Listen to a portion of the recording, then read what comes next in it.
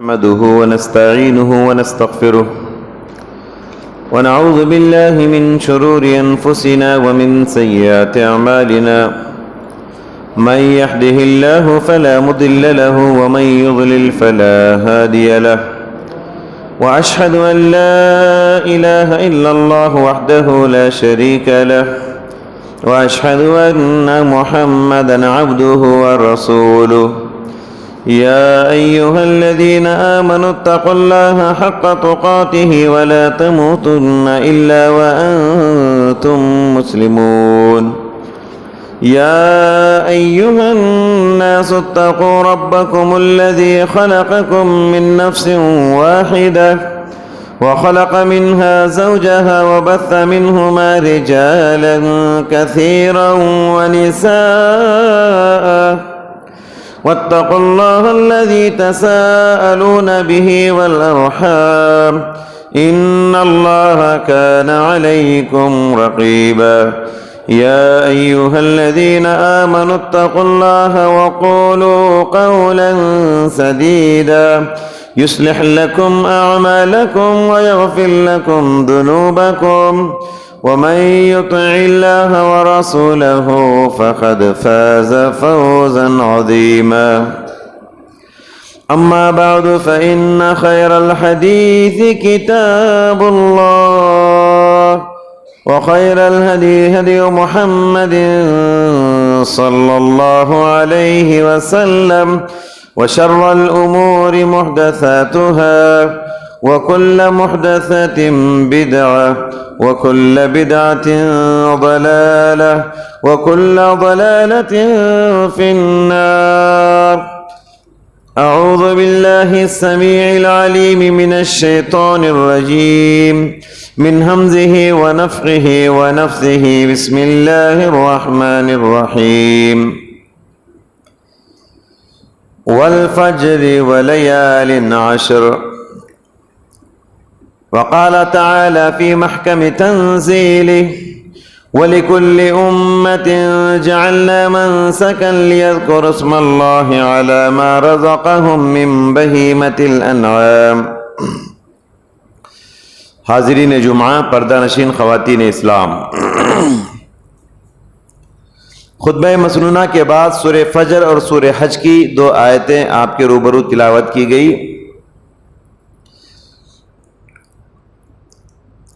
ہم سب جانتے ہیں عشرہ ذی الحجہ شروع ہو چکا ہے. عشرہ ذی الحجہ کی بڑی اہمیت اور بڑی فضیلت ہے، اور آج پہلا دن ہے اور جمعہ کا دن ہے. حافظ ابن حجر رحمۃ اللہ علیہ لکھتے ہیں فتح الباری میں،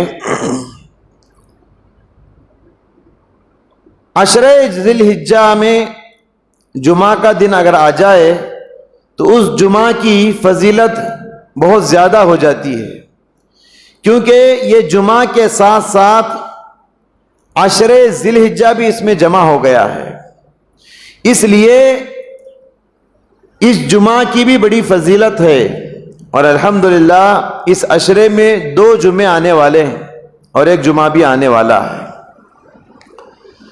حضرات گرامی، ان دنوں کی اہمیت کے لیے یہ بات کافی ہے کہ اللہ سبحانہ و تعالی نے ان 10 دنوں کی قرآن میں قسم کھائی ہے.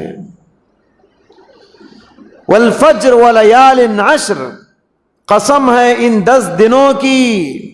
آپ اندازہ لگائیں، جن 10 دنوں کی اللہ نے قسم کھائی ہو تو ان 10 دنوں کی کتنی زیادہ اہمیت اور کتنی زیادہ فضیلت ہوگی. اور اللہ سبحانہ و تعالی عبادت کے کچھ خاص موسم دیتا ہے. ابھی رمضان سے فارغ ہوئے ہیں ہم لوگ، تو عبادتوں کے کچھ خاص موقع، کچھ خاص موسم اللہ تعالیٰ نے دیے. انہی میں سے عشرہ ذی الحجہ بھی ہے. ان دنوں میں زیادہ محنت کرنا ہے، زیادہ عبادت کرنا ہے. والذین جاہدوا فینا لنہدینہم سبلنا. اللہ تعالیٰ زیادہ محنت کرنے کی تعلیم دیتا ہے. محنت کس میں؟ نماز پڑھنے میں، روزہ رکھنے میں، صدقہ خیرات کرنے میں، ذکر و اذکار کرنے میں، اور ان 10 دنوں کو دنیا کے سب سے زیادہ افضل دن قرار دیے گئے۔ اسلامی کیلنڈر کے اعتبار سے سال میں 360 دن ہوتے ہیں۔ سال کے 360 دنوں میں سب سے زیادہ اہمیت والے دن، سب سے زیادہ فضیلت والے دن، سب سے زیادہ محترم دن کوئی ہیں تو وہ یہی عشرہ ذی الحجہ کے دن ہیں۔ افضل ایام الدنیا ایام العشر، پیارے نبی صلی اللہ علیہ وسلم نے فرمایا سب سے زیادہ فضیلت والے دن ذی الحجہ کے پہلے عشرے کے ہیں۔ یہ بہت ہی فضیلت والے دن ہیں۔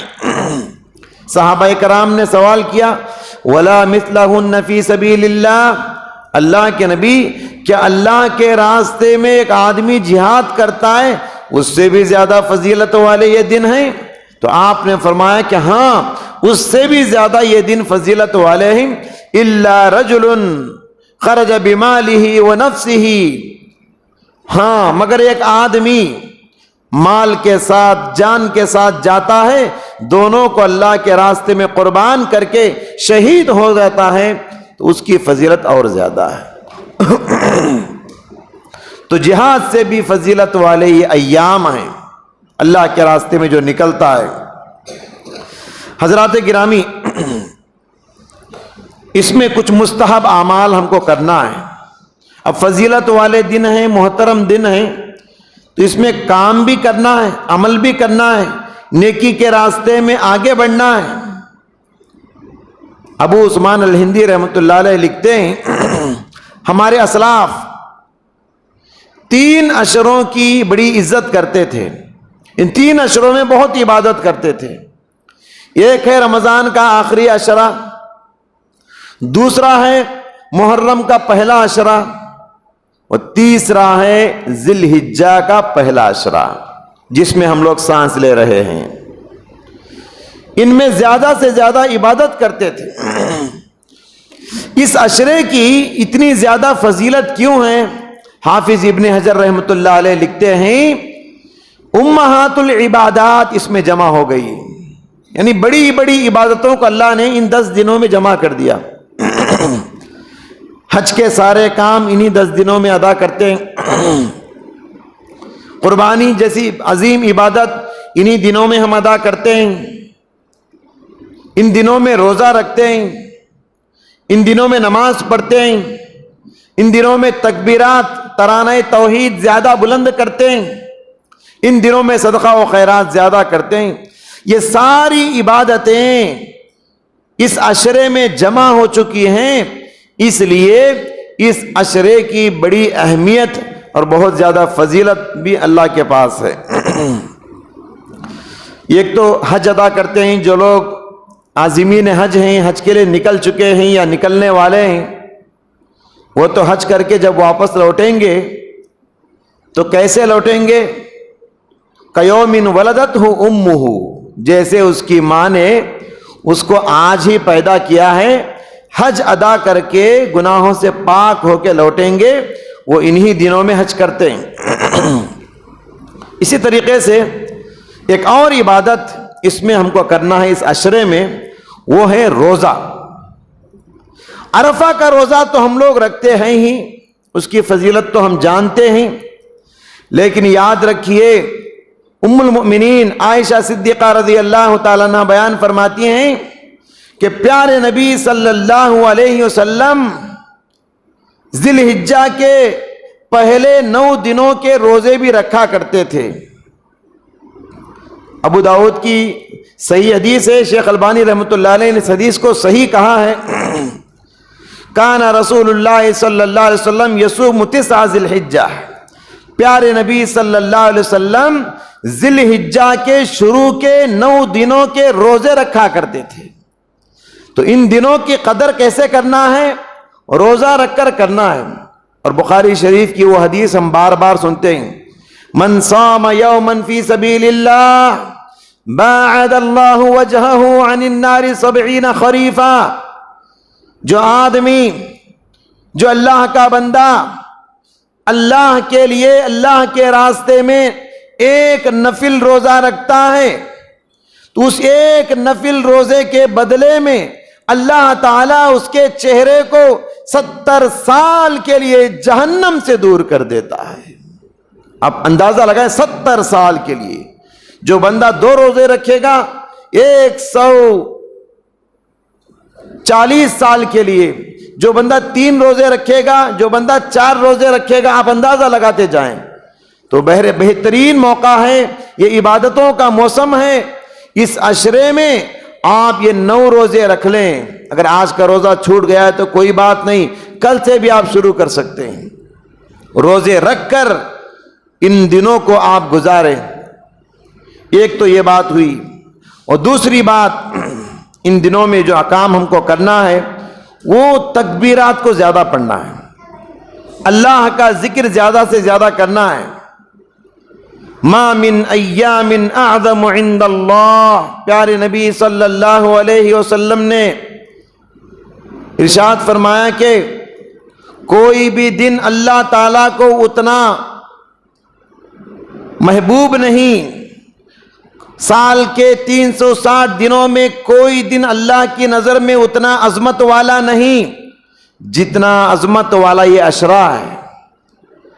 اور سال کے اور دنوں میں اللہ تعالیٰ کو عمل اتنا محبوب نہیں جتنا محبوب اللہ تعالیٰ کو ان 10 دنوں میں ہے. ان 10 دنوں میں جو نماز ہم پڑھتے ہیں اللہ کو جتنا محبوب ہے سال کے کسی دن اتنا محبوب نہیں. ان 10 دنوں میں جو صدقہ کرتے ہیں اللہ کو جتنا محبوب ہے سال کے کسی دن اتنا محبوب نہیں. ان 10 دنوں میں تلاوت قرآن اللہ کو جتنا محبوب ہے سال کے کسی دن اتنا محبوب نہیں. ان 10 دنوں میں جو نیک عمل ہم کرتے ہیں, حتیٰ کہ رمضان بھی بڑا بابرکت مہینہ ہے, ان دنوں میں قرآن پڑھنے سے جتنا اللہ کو محبوب ہے رمضان میں بھی اتنا محبوب نہیں. ان دنوں میں نفل نمازوں کا جتنا اجر ملتا ہے رمضان میں بھی اتنا نہیں ملے گا. کیوں؟ اس لیے کہ پیارے نبی صلی اللہ علیہ وسلم نے فرمایا کہ ما من ایام اعظم عند اللہ, کوئی بھی دن اللہ کو سال کے 12 مہینوں میں کوئی بھی دن اللہ تعالیٰ کو اتنا عظمت والا نہیں, ولا احب الیہ, اور کوئی بھی دن اللہ کو اتنا محبوب نہیں جتنا یہ عشرے کا دن محبوب ہے. اور فرمایا کہ ولا احب الیہ العمل الصالح فیہن, ان دنوں میں عمل صالح اللہ کو جتنا محبوب ہے سال کے اور دنوں میں اتنا محبوب نہیں, پسندیدہ نہیں. لہذا ہم کو کیا کرنا ہے؟ فَأَكْثِرُوا فِيهِنَّ التَّسْبِيحَ وَالتَّكْبِيرَ وَالتَّحْمِيلَ وَالتَّحْمِيدَ. فرمایا کہ ان دنوں میں سبحان اللہ زیادہ سے زیادہ ذکر کرو, الحمدللہ اس کا زیادہ سے زیادہ ورد کرو, اللہ اکبر زیادہ سے زیادہ کہو, لا الہ الا اللہ زیادہ سے زیادہ پڑھو. تکبیرات بھی ہم پڑھ سکتے ہیں, اللہ اکبر, لا الہ الا اللہ واللہ اکبر, اللہ اکبر وللہ الحمد. یہ سارے اذکار اس تکبیر میں جمع ہو چکے ہیں. تو لہٰذا ان دنوں میں جو دوسرا کام ہم کو کرنا ہے وہ ہے زیادہ سے زیادہ اللہ کا ذکر اور اللہ کی تعریف اور توصیف, اس کی بڑائی بیان کرنا ہے. امام بخاری رحمۃ اللہ علیہ لکھتے ہیں اپنی صحیح بخاری میں, کان ابو ہریرہ وابن عمر یخرجان الی السوق فیکبران ویکبر الناس بتکبیرہما. حضرت ابو ہریرہ اور حضرت ابن عمر رضی اللہ تعالیٰ عنہما ان دنوں میں مارکیٹ میں نکل جاتے, بازاروں میں نکل جاتے اور وہاں جا کر تکبیر پڑھتے رہتے, اور ان کی تکبیر کو سن کر بازار کے لوگ بھی ان کی آواز میں آواز ملاتے اور تکبیرات بلند کرنے لگتے, یہاں تک کہ بازار کا ماحول تکبیرات سے بلند ہو جاتا. بازار میں ترانہ توحید, بازار کی ہواؤں میں فضاؤں میں اللہ کا نام روشن ہوتا, اللہ کا ذکر روشن ہوتا, اللہ کی تسبیح, اللہ کی تحمید, اللہ کی بڑائی کبریائی بیان ہوتی. تو لوگوں کو یاد دلانے کے لیے وہ زور سے پڑھا کرتے تھے. آپ بھی کیا کریں, کبھی کبھی گھر میں ہیں یا بازو دوستوں کے ساتھ ہیں, اونچی آواز میں تکبیر پڑھیے تاکہ آپ کو سن کر ان کو بھی یاد آ جائے اور وہ بھی پڑھنا شروع کر دیں. تو تکبیرات ان دنوں میں زیادہ سے زیادہ پڑھنا ہے. اسی طریقے سے دیکھیے نفل نمازوں کا بھی زیادہ سے زیادہ اہتمام کریں. جیسے کہ میں نے کہا ان دنوں کی عبادت اللہ کو زیادہ پسند ہے. وہ نماز جو ان دنوں میں آپ پڑھتے ہیں باقی دنوں سے زیادہ افضل ہے اور اللہ کے پاس محبوب ہے. زیادہ سے زیادہ نفل نماز کا اہتمام کرے اور ان 10 دنوں میں روزانہ کچھ نہ کچھ اللہ کے راستے میں دے, کچھ نہ کچھ اللہ کے راستے میں اپنا دل کھولے, اپنا ہاتھ کھولے اور اپنا جیب کھولیں. اور اسی طریقے سے ان دنوں میں جو کام ہم کو کرنا ہے وہ قربانی ہے. قربانی کی اہمیت اور قربانی کی فضیلت اپنی جگہ مسلم ہے. اللہ تعالیٰ نے سورہ حج میں ارشاد فرمایا وَلِكُلِّ أُمَّةٍ جَعَلْنَا مَنْسَكًا لِيَذْكُرُوا اسْمَ اللَّهِ عَلَى مَا رَزَقَهُم مِّن بَهِيمَةِ الْأَنْعَامِ. اللہ تعالیٰ نے ہر امت کے لیے قربانی کے طریقے بتا دیے تاکہ ان جانوروں پر اللہ کا نام لے کر ذبح کرو جو جانور اللہ تعالیٰ نے تمہیں دے رکھے ہیں. قربانی کی تاریخ اتنی ہی پرانی ہے جتنی انسانوں کی تاریخ پرانی ہے. حضرت آدم علیہ السلام کی پہلی اولاد حابیل اور قابیل انہوں نے بھی قربانی دی, جانور کی قربانی. لہذا قربانی کی تاریخ بہت پرانی ہے. ہر امت میں اللہ تبارک و تعالیٰ نے قربانی کے طریقے کو بتا دیا ہے. قربانی کی کتاب و سنت میں بڑی اہمیت بیان کی گئی ہے. کئی جگہ پر قرآن میں قربانی کا ذکر نماز کے ساتھ اللہ نے کیا, یہ بتانے کے لیے جیسے نماز تمہارے دل و دماغ میں اس کی اہمیت ہے ویسے قربانی کی بڑی اہمیت ہے. فَصَلِّ لِرَبِّكَ وَانْحَرْ, نماز پڑھیے اور قربانی کیجئے. ایک اور مقام پہ اللہ تعالیٰ نے ارشاد فرمایا قُلْ إِنَّ صَلَاتِي وَنُسُكِي, پیغمبر آپ کہہ دیجئے کہ بے شک میری نماز, بے شک میری قربانی, بے شک میرا جینا, میرا مرنا سب اللہ رب العالمین کے لیے ہے. ان 2 آیتوں پر آپ غور کریں. نماز کے ساتھ اللہ نے قربانی کا ذکر کیا قربانی کی اہمیت کو بتانے کے لیے. جیسے نماز ہم خلوص کے ساتھ ادا کرتے ہیں ویسے قربانی بھی خلوص اور للہیت کے ساتھ ہم کو ادا کرنی ہے. اسی لیے ہر سال اللہ کے نبی صلی اللہ علیہ وسلم عید الاضحیٰ کے موقع پر قربانی کیا کرتے تھے. اور ایک مرتبہ تو پیارے نبی صلی اللہ علیہ وسلم امت کے غریبوں کا درد لیے ہوئے, امت کے غریبوں کا درد لیے ہوئے یہ کہہ کر جانور کو قربان کیا کہ ہذا عنی اللہم ہذا عنی وعمن لم یضحی من امتی, اے اللہ یہ جانور جو میں ذبح کر رہا ہوں یہ میری طرف سے اور میری امت کے ان غریبوں کی طرف سے جو قربانی نہیں دے سکتے, جنہوں نے قربانی نہیں دی. اور حج کے موقع پر تو پیارے نبی صلی اللہ علیہ وسلم نے 100 اونٹوں کو ذبح کیا. اس میں سے 60 اونٹوں کو اللہ کے نبی صلی اللہ علیہ وسلم نے اپنے دست مبارک سے ذبح کیا اور باقی 30% اونٹیں یہ حضرت علی رضی اللہ تعالیٰ عنہ نے ذبح کی. علماء کرام لکھتے ہیں اس میں حکمت کیا ہے. ابن قیم رحمۃ اللہ علیہ کہتے ہیں اس میں حکمت یہ ہے پیارے نبی کی عمر بھی 60 پر 3 سال تھی, اسی لیے پیارے نبی صلی اللہ علیہ وسلم نے لوگوں کو اشارہ کیا میری عمر ختم ہو رہی ہے.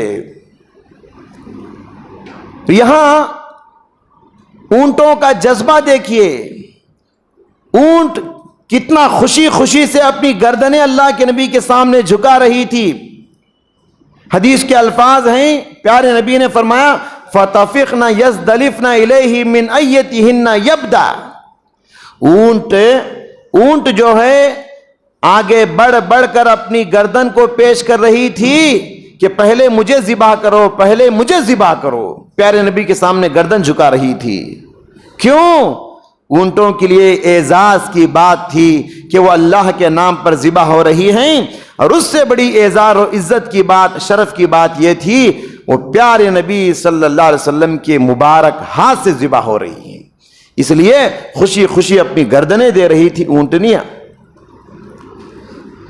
بہرحال یہ اہمیت ہے، قربانی کی بہت زیادہ اہمیت ہے۔ اللہ کے نبی صلی اللہ علیہ وسلم سبحان اللہ اتنے غریب انسان ہونے کے باوجود پیارے نبی صلی اللہ علیہ وسلم قربانی کی اہمیت کو سمجھتے تھے، لیکن ہم میں سے بہت سارے لوگ قربانی کی اہمیت کو سمجھتے نہیں۔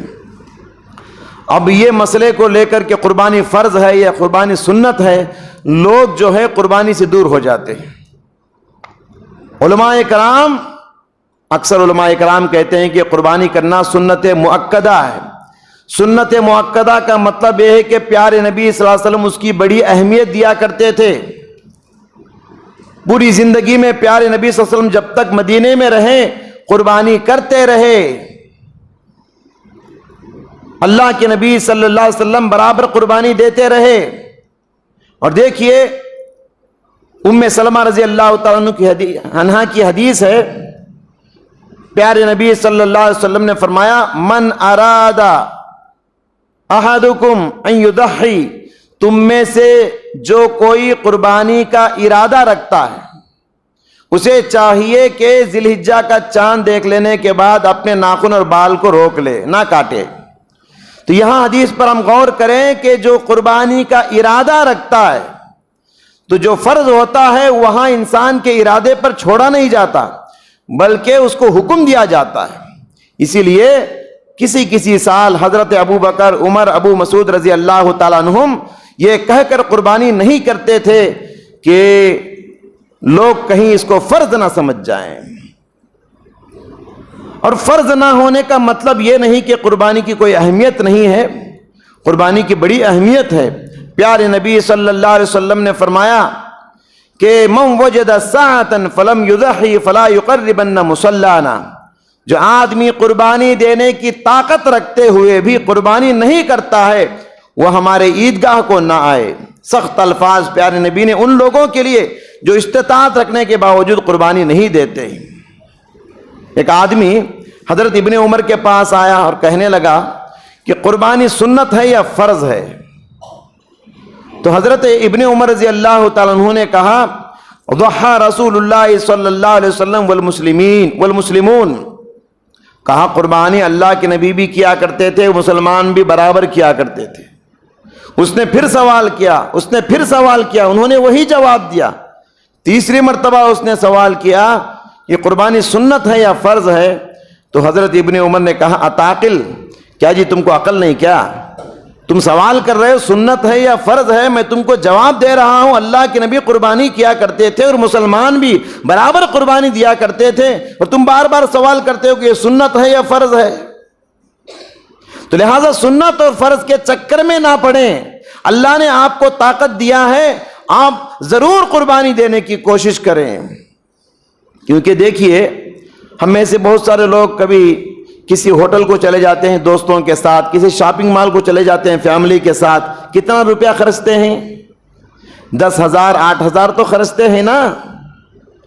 جی وہ ضروری نہیں ہے، یہ اہم ہے، قربانی بہت اہم ہے۔ آپ قربانی کے لیے پیسہ نکالیے، آپ بڑا جانور خرید نہیں سکتے، بڑا بکرا خرید نہیں سکتے، گائے کے حصے تو ہمارے پاس موجود ہیں، سستے داموں میں آپ کو مل جائے گا۔ کوشش یہ کرنا ہے کہ اس عید کے موقع پر میری طرف سے بھی قربانی ہو، یہ ہم کو کوشش کرنا ہے۔ ہمارے وہ نبی جن کے گھر میں 2 مہینے تک چولہا نہیں جلتا تھا، ہمارے وہ نبی جن کے گھر کا چھت بھی برابر نہیں تھا، جن کا بستر بھی برابر نہیں تھا، حضرت انس کہتے ہیں اللہ کے نبی بھی قربانی دیتے تھے اور میں بھی قربانی دیا کرتا تھا۔ 2 مینڈے اللہ کے نبی قربان کیا کرتے تھے۔ تو لہذا ہمارے پاس کون سا عذر باقی رہ گیا ہے کہ ہم چھوٹے چھوٹے بہانے پیش کریں اللہ رب العالمین کے سامنے۔ شیخ الاسلام ابن تیمیہ رحمۃ اللہ علیہ نے اسی لیے لکھا ہے کہ اگر آپ کے پاس فی الحال پیسہ نہیں ہے، آئندہ پیسہ آنے کی سہولت ہے، امید ہے، تو آپ قرض لے کر بھی قربانی دے سکتے ہیں۔ تو اس کی اہمیت کے لیے انہوں نے اس طریقے سے فتویٰ دیا ہے۔ حضرات یاد رکھیے، قربانی کا جانور جذبہ اطاعت کا، جذبہ بندگی کا مظہر ہے، تو لہٰذا قربانی کا جانور عیبوں سے پاک ہونا چاہیے۔ ہاں بالکل چھوٹا عیب ہے تو چل سکتا ہے، مثال کے طور پر سینگ اچھا ہے، کنارے میں ذرا ٹوٹ گیا ہے، کان اچھا ہے، کنارے میں ایک سوراخ پڑ گیا ہے، ایک سوراخ ڈالتے ہیں کبھی کبھی، یا اس کنارے میں ذرا کٹ گیا ہے تو چلے گا۔ ہاں پورا کان کٹ گیا ہے نہیں چلے گا، پورا سینگ ختم ہو گیا ہے نہیں چلے گا، چھوٹا موٹا عذر ہے تو چلے گا، چھوٹا موٹا عیب ہے چلے گا، لیکن بڑا عیب ہے تو یہ قربانی میں نہیں چلے گا۔ پیارے نبی صلی اللہ علیہ وسلم نے 4 عیوب بتائے ہیں۔ العوراء بین عورها، ایسا کانا جانور جس کا کانا پن ظاہر ہو، یعنی آنکھوں میں کبھی کبھی ٹیڑھا پن ہوتا ہے، جانوروں میں بھی وہ ظاہر ہوتا ہے تو اس کو نہیں دے سکتے آپ۔ والمریضۃ بین مرضها، اور ایسا بیمار جانور، دیکھنے میں لگتا ہے کہ بیمار جانور ہے۔ اسی طریقے سے تیسرا بیان کیا کہ والعرجاء بین ضلعها، ایسا لنگڑا جانور چلتا ہے تو دیکھنے میں معلوم ہو جاتا ہے آسانی سے کہ لنگڑا جانور ہے۔ والکسیل التی لا تنقی، اور ایسا دبلا پتلا جانور، اب پوری پھسلیاں آپ گن سکتے ہیں، ہڈیاں باہر نظر آتی ہیں، دبلا پتلا جانور، تو ایسا بھی نہیں دینا چاہیے۔ یہ 4 عیوب پیارے نبی صلی اللہ علیہ وسلم نے حدیث میں ہم کو ذکر کیے ہیں۔ بہرحال یہ ہو، اس کے علاوہ بھی کوئی عیب ہو، جیسے اندھا جانور ہے، ایسا بھی نہیں دینا چاہیے۔ تو بہرحال یہ عیوب سے پاک ہو، کیونکہ قربانی یہ ہماری بندگی کا بہت بڑا مظہر ہے۔ اللہ کے سامنے جو بھی ہم پیش کریں، بہترین جانور، موٹا تازہ جانور اور خوبصورت جانور، بہترین رنگ والا چت کبرا جانور لینے کی کوشش کریں، اور سفید جانور یہ اللہ تعالیٰ کو زیادہ محبوب ہے، کیونکہ وہ بہت خوبصورت نظر آتا ہے۔ سمجھ رہے نا؟ اسی طریقے سے دیکھیے قربانی کے جانوروں کی عمر کیا ہونا چاہیے۔ پیارے نبی صلی اللہ علیہ وسلم نے فرمایا کہ لا تذبحوا الا مسنہ، مسنہ جانور کی ہی قربانی دینی چاہیے۔ لا تذبحوا، قربانی نہ دو مگر مسنہ کی۔ مسنہ کسے کہتے ہیں؟ جس کے دودھ کے دانت جھڑ گئے ہوں۔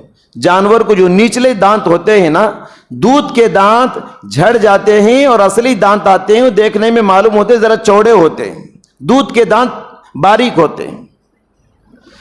اونٹ مسنہ ہوتا ہے 5 سال کی عمر آنے کے بعد، گائے بیل مسنہ ہوتے ہیں 2 سال کی عمر مکمل ہونے کے بعد، بکری مینڈھا یا بکرا مسنہ ہوتا ہے 1 سال مکمل ہونے کے بعد۔ تو لہذا جانوروں کو غور کریں، مسنہ ہے کہ نہیں، ویسا ہی جانور ہم قربانی دینے کی کوشش کریں۔ اور اسی طریقے سے ایک جانور کتنے لوگوں کی طرف سے کافی ہوتا ہے؟ یاد رکھیے، ایک جانور ایک فیملی کی طرف سے کافی ہوتا ہے۔ کیا دلیل؟ حضرت ابو ایوب انصاری رضی اللہ تعالیٰ عنہ کہتے ہیں کان الرجل یضحی بالشاۃ عنہ وعن اہل بیتہ، آدمی نبی صلی اللہ علیہ وسلم کے زمانے میں ایک چھیلی کو، ایک بکری کو اپنی طرف سے اور اپنے پورے فیملی ممبرز کی طرف سے دیتا تھا۔ فیملی ممبرز کا مطلب ایک چولہے پر جتنے لوگ مل کے کھاتے ہیں اس کو فیملی کہتے ہیں۔ تو ایک چولہے پر ایک فیملی جتنی بھی ہے، اہل علم کہتے ہیں کہ ایک فیملی میں اگر 100 آدمی کیوں نہ ہو، کیونکہ فیملی ایک ہے، ایک چولہے پہ سب مل جل کے کھاتے ہیں، تو ایک بکری اور ایک حصہ ان کی طرف سے کافی ہو جائے گا۔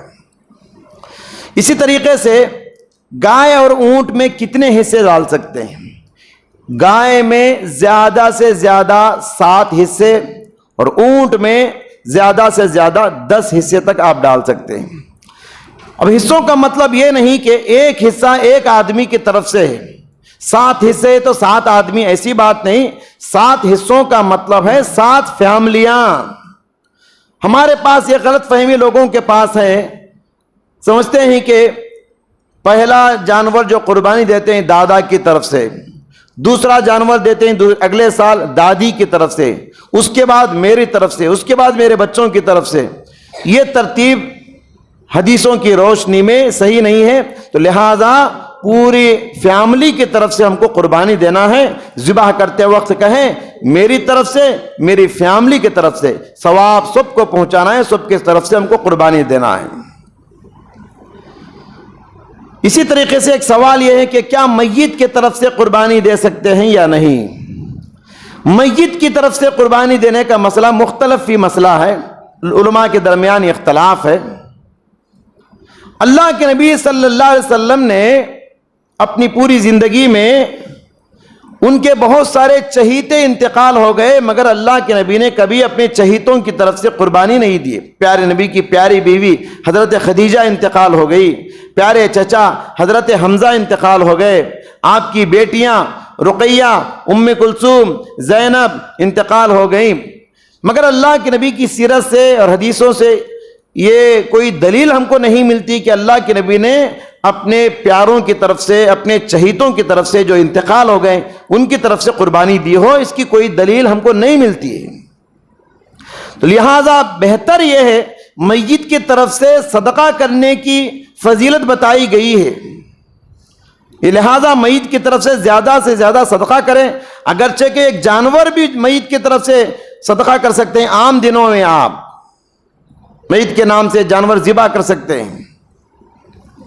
اہل علم کے درمیان 3 طبقے ہیں.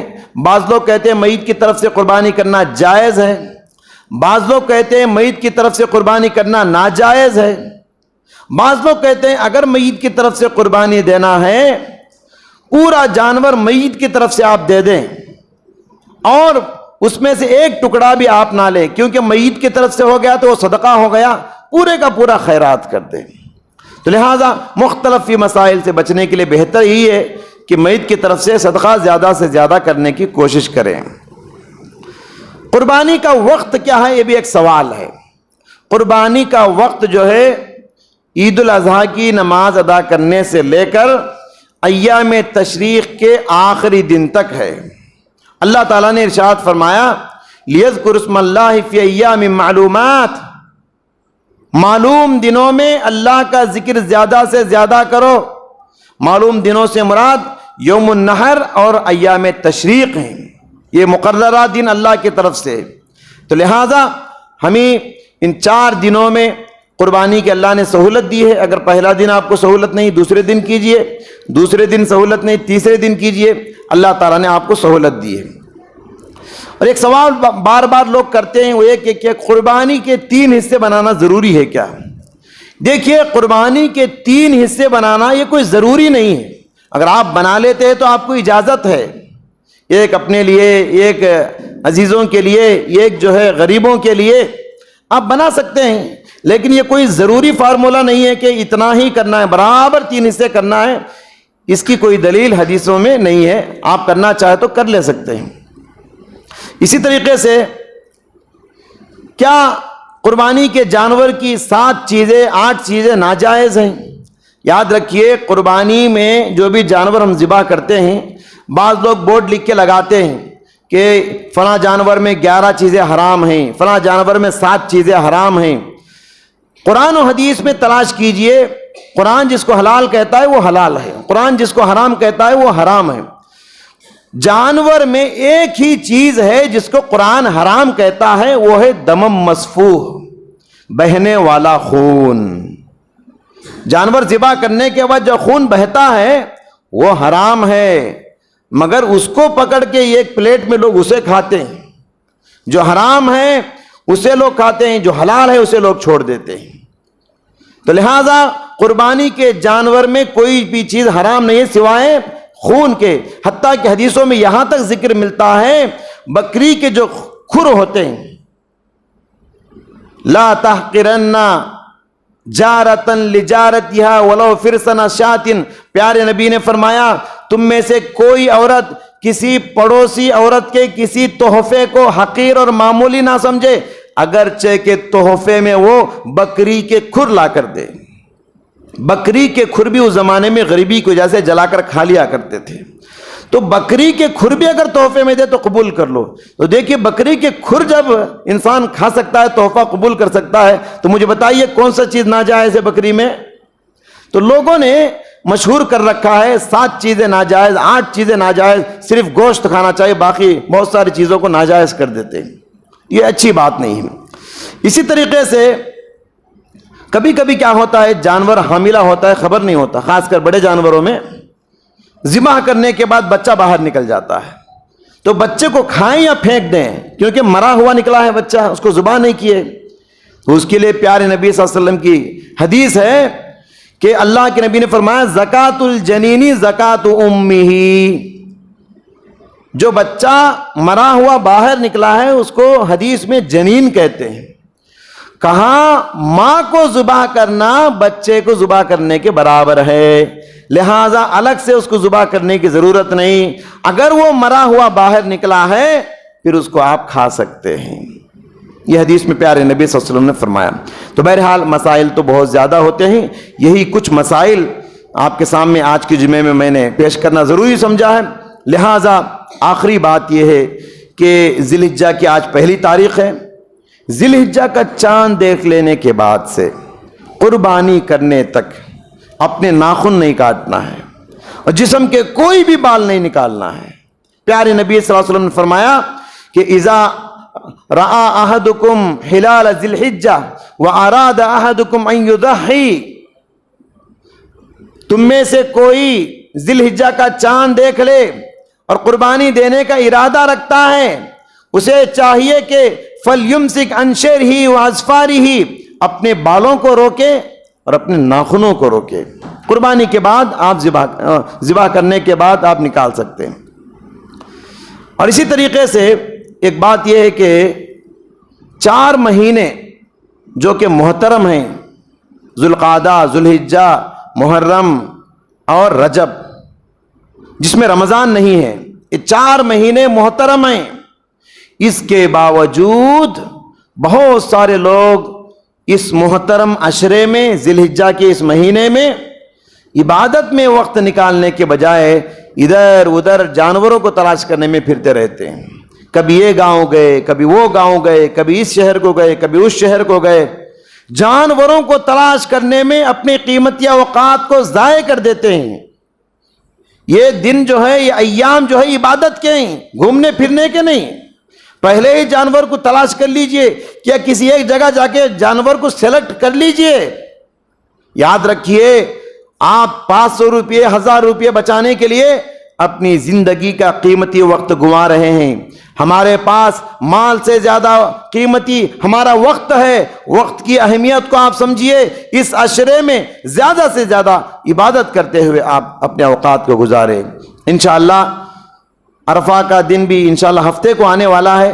اگلا جمعہ انشاءاللہ عرفہ، یوم عرفہ کی اہمیت اور فضیلت پر انشاءاللہ پورا جمعہ آپ کے سامنے ہم دیں گے، اور قربانی کے کچھ آداب انشاءاللہ اس جمعے میں آپ کو بتائیں گے. دعا ہے اللہ تعالیٰ سے، اللہ سبحانہ و تعالیٰ مجھ کہنے والے کو اور آپ سننے والوں کو قربانی کی اہمیت کو سمجھنے کی توفیق عطا فرمائے، اور عشرہ ذی الحجہ میں زیادہ سے زیادہ عبادت کے لیے وقت نکالنے کی توفیق عطا فرما. الہ العالمین ہماری زندگیوں میں برکت عطا فرما. اے اللہ ہم کو صحت عطا فرما. اے اللہ عزت کی زندگی عطا فرما. ظالموں کے ظلم سے، حاسدین کی حسد سے ہماری پوری حفاظت فرما. اے اللہ بہت سارے مسلمان کے اولاد، نوجوان نسل جیل میں پڑی ہوئی ہے، سلاخوں کے پیچھے ان کو ڈھکیل دیا گیا ہے. اے اللہ ان کو آزادی نصیب فرما، ان کو رہائی نصیب فرما. اے اللہ مسلمانوں کی مدد فرما. اے اللہ ظالموں کے ظلم سے ہم سب کی حفاظت فرما. ہم سب کو عزت اور اکرام کی زندگی نصیب فرما. اے اللہ بہت سارے مسلمان ہسپتالوں میں دم توڑ رہے ہیں، پریشان ہیں، ان کو شفائے عاجلہ اور کاملہ عطا فرما.